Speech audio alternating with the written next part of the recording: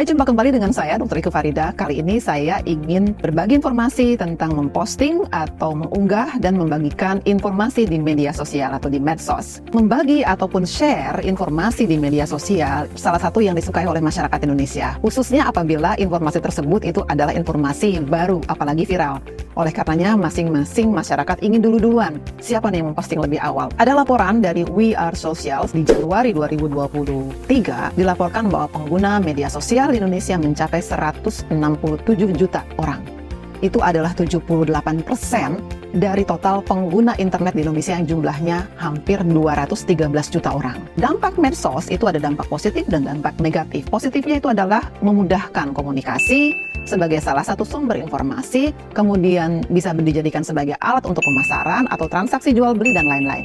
Namun jangan lupa medsos juga bisa menyebabkan hal-hal yang negatif apabila kita tidak hati-hati. Salah satunya misalnya adanya penipuan, kemudian adanya pasar gelap, adanya informasi yang membahayakan ataupun informasi yang tidak etis, bahkan bersifat mengancam ataupun menyebabkan mereka yang menerima informasi tersebut menjadi merasa terdiskriminasi misalnya.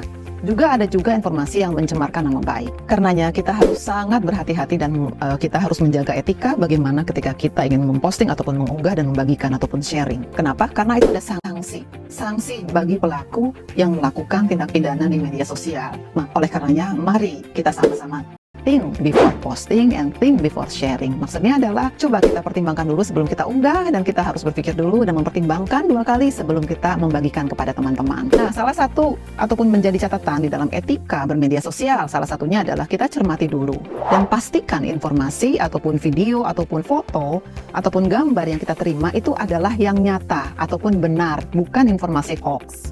Kemudian informasi nyata tersebut setelah kita terima jangan langsung kita posting. Kita lihat dulu, tonton dan lihat apakah betul ya ini. Karena ada banyak masyarakat, teman-teman yang kemudian berlomba ingin posting duluan, belum selesai melihat langsung memposting, ternyata itu adalah clickbait.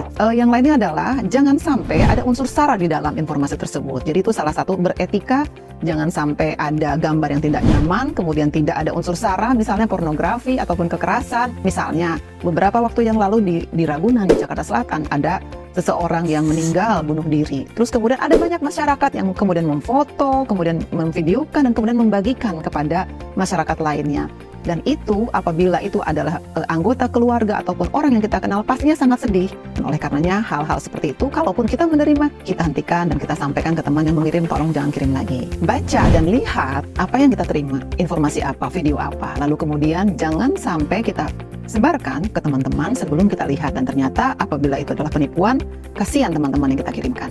Yang lainnya adalah coba kita pikirkan efek dari apa yang kita kirimkan. Apabila itu adalah foto-foto, misalnya kecelakaan, apalagi itu ada darah berceceran, sebaiknya stop di kita. Sampaikan ke teman dan sarankan ke teman, jangan dikirim dan disebarkan. Begitu juga apabila kita menerima posting ataupun video yang berbau sara ataupun berbau yang pornografi, misalnya ada adegan-adegan yang tidak etis, stop di kita, segera delete. Jangan lupa thinking before posting, thinking before sharing ya. Selanjutnya adalah aturan apa sih yang ada di Indonesia terkait dengan media sosial yang kemudian katakanlah ada penipuan, ada dikirimkannya gambar-gambar yang tidak baik ataupun bertentangan dengan norma, ataupun gambar-gambar yang ternyata ujungnya adalah hoax. Jangan lupa Indonesia punya Undang-Undang ITE, Undang-Undang Nomor 19 Tahun 2016. Dan selain itu juga ada undang-undang ataupun kitab Undang-Undang Hukum Pidana ya. Jadi ada kitab Undang-Undang Hukum Pidana, juga ada kitab Undang-Undang Hukum Pidana yang baru ya, yang baru ini baru akan berlaku 1 Januari 2026 nanti. Yang sekarang masih berlaku kitab Undang-Undang Hukum Pidana yang lama. Dan di situ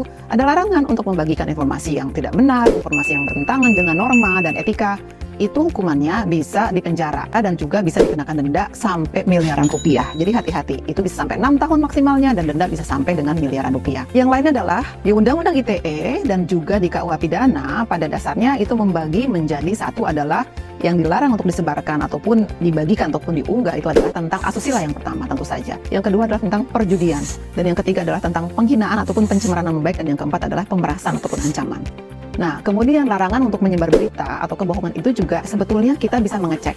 Kita bisa mengecek nih ke sini, kita bisa melaporkan apabila kita menerima ataupun melihat dan tahu ada konten yang tidak cocok ataupun melanggar asusila ataupun melanggar yang tadi saya sampaikan. Nah, jadi itu bisa disampaikan di medsos tersebut, karena di medsos itu ada fasilitas untuk melaporkan bahwa konten itu misalnya terkait dengan penghinaan, pencemaran, ataupun asusila, ataupun membangkitkan orang menjadi bermusuhan, misalnya seperti itu. Nah, tapi hati-hati juga, ada juga beberapa video misalnya ataupun gambar yang dia memperlihatkan anatomi tubuh misalnya.